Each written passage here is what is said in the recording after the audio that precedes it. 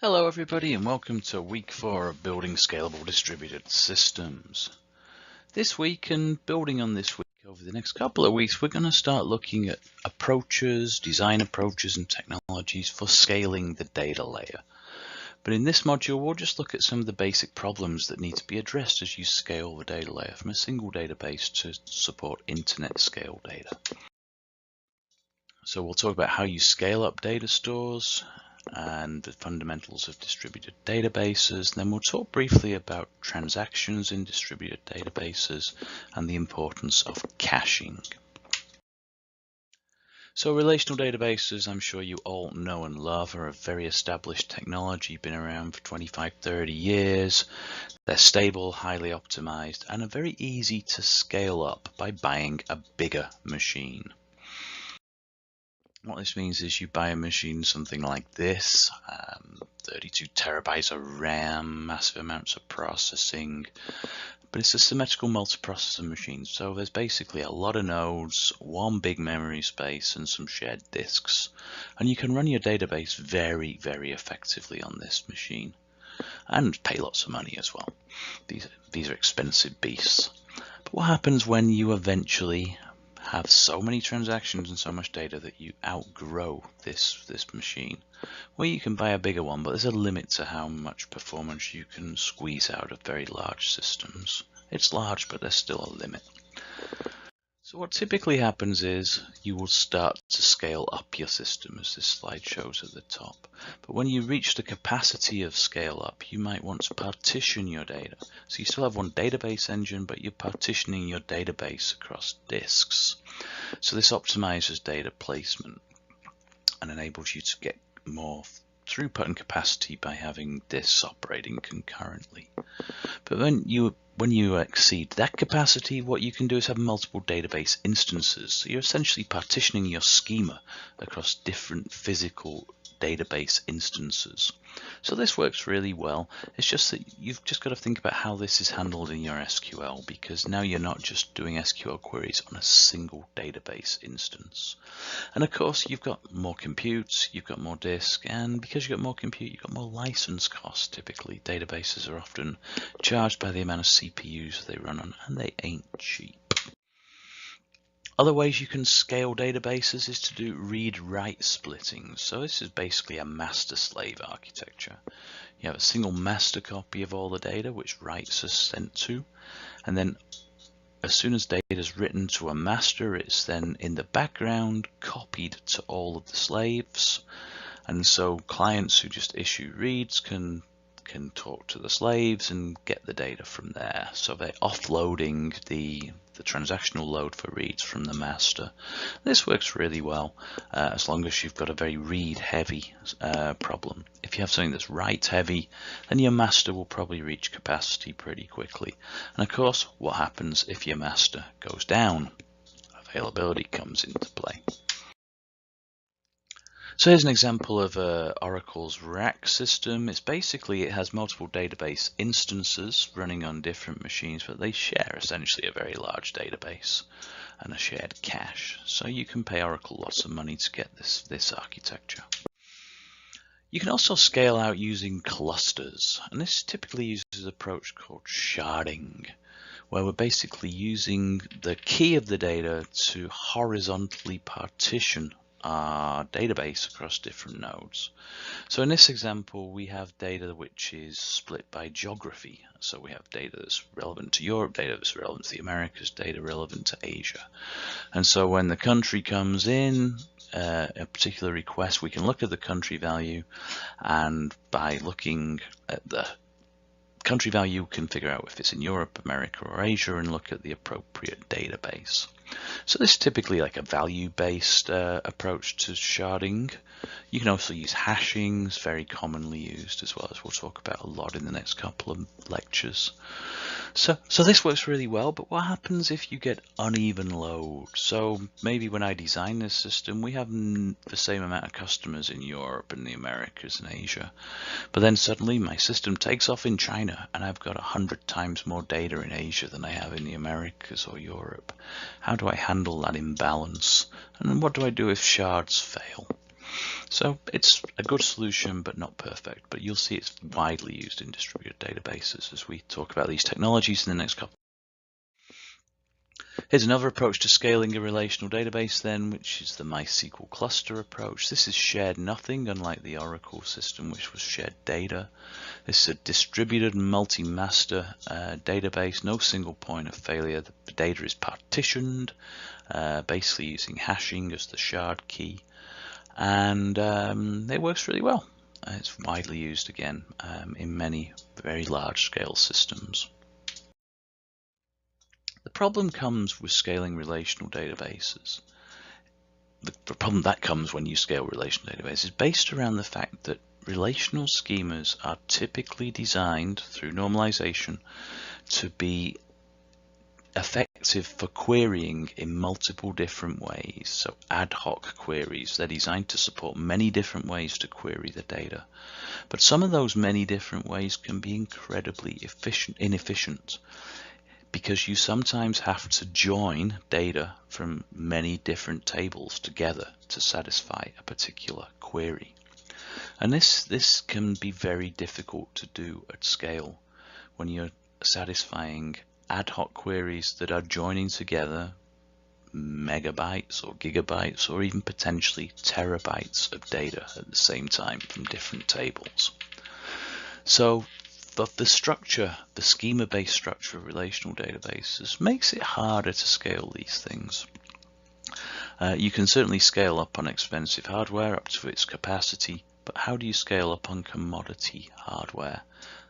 Just multiple CPUs and low-cost disks distributed across a data center and efficiently support large-scale joins. It's not easy, and that's why over the last decade or so, a new collection of databases, collectively known as NoSQL, have emerged. And I'm not sure not only SQL is actually the name of the acronym, it's just NoSQL, just has it's a name now, it's not an acronym. But typically NoSQL databases are horizontally scaled. They're designed to enable you to partition your data across very many disks and nodes in a commodity data center. And the world of NoSQL is complex. There are many different database products with different data models. They all have different query languages, different ways to scale them up, and different models of handling consistency. And we're going to look at these in some detail over the next 2 weeks. And as this graph shows, the world of databases is now incredibly complicated. This is from 2014. It's probably even more complicated now. But the database technology world is extremely widely populated with many, many different technologies, each of which has its strengths and weaknesses, inevitably, as all technologies do. So we'll look in detail at NoSQL over the next 2 weeks, but the rest of this module, I just want to point out a couple of differences that you typically don't see in NoSQL and explain why. Hopefully most of you are familiar with ACID transactions. These are the classic transactions which are supported by SQL databases. I won't go into the details here, but they basically enable you to do updates with strong transactional consistency. The weaknesses of ACID transactions are that they have to place locks to achieve atomicity, and locks can reduce throughput, because when you have multiple requests for the same data, if it's locked, then other requests have to wait. Transactions also use a two-phase commit protocol, which has some complexities, as we'll talk about in a moment. And typically, because of these reasons, ACID transactions are not supported in NoSQL databases. And that's a difference that you will see as we go through these technologies. But just let's make sure everyone understands what ACID are. The classic is a transfer from across two bank accounts. So here we want to transfer an amount from one bank account to another. So we in the transfer transaction, we withdraw the amount from our debit and we add to another account. What we want to make sure is that both these operations succeed, so they're viewed as atomic. So we have to be able to withdraw the amount and deposit it in the other account before the transaction is considered complete. If the deposit fails, then we have to roll back the withdrawal, because otherwise the amount of money would just disappear from your bank account, and that would make people extremely unhappy. So a goal of a transaction is to move the system from one consistent state to another. And this consistent state is that the total amount of money in both bank accounts is the same. It's just the amount in each has changed due to the transfer. And if the part of the transaction fails, then all of it must fail. So in a centralized system, this is relatively easy to do because you can acquire locks on all resources very easily. Everything's visible on the system, and you can perform updates and release locks pretty efficiently. Things get much more complicated as you distribute transactions, because deciding what a successfully committed transaction is in a distributed system becomes much harder. So here we have a distributed transaction. I'm buying some wine. I make a request to buy the wine, and an update needs to be made from the wine stock database. An order needs to be created, and then a payment needs to be sent to this very ancient EDI system. Don't worry if you don't know what EDI is. It's just a credit card payment mechanism. So your expectations here that you will place the order, the transaction succeeds, and you will soon receive the wine, and the cost of the wine will appear on their credit card statement. So how do you do this in a distributed system where each of those databases and the credit card payment authorization system is on different nodes? To do this, you need distributed transactions, and these use a two-phase commit protocol, which is actually a much more complicated thing.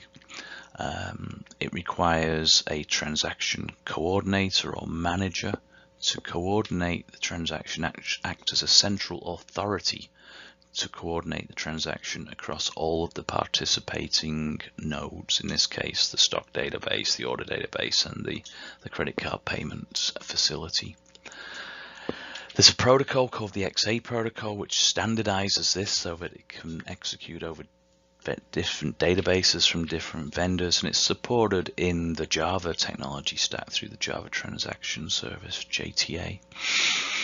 I won't go into detail about this now, but in the reading you'll see that the two-phase commit protocol introduces performance and scalability problems which we simply can't encounter in very large scalable systems, and hence you will not see distributed transactions in NoSQL databases. They typically just don't exist. People use different approaches to handling consistency in distributed systems to achieve performance and scalability. Finally, let's just briefly cover caching. There's more detail about this in the reading, but caching is used by databases especially, but in systems in general, to access data for requests from memory rather than disk, because memory is an order of magnitude faster than reading from disk.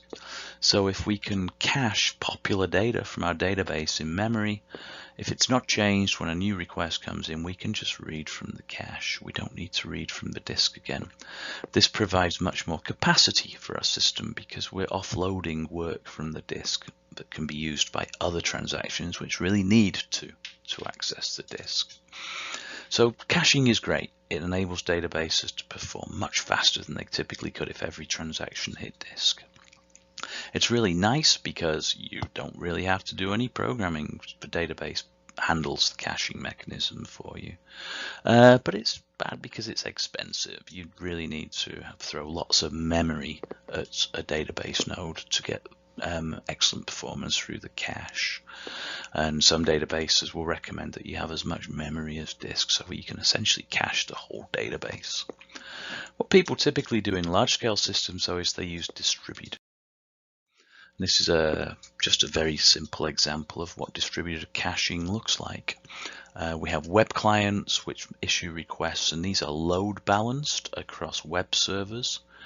And these web servers will then take the requests from the clients and then try to satisfy them. But they'll first look in the cache to see if that request, the answer to that request, has been cached. And if it has, they don't need to query the databases.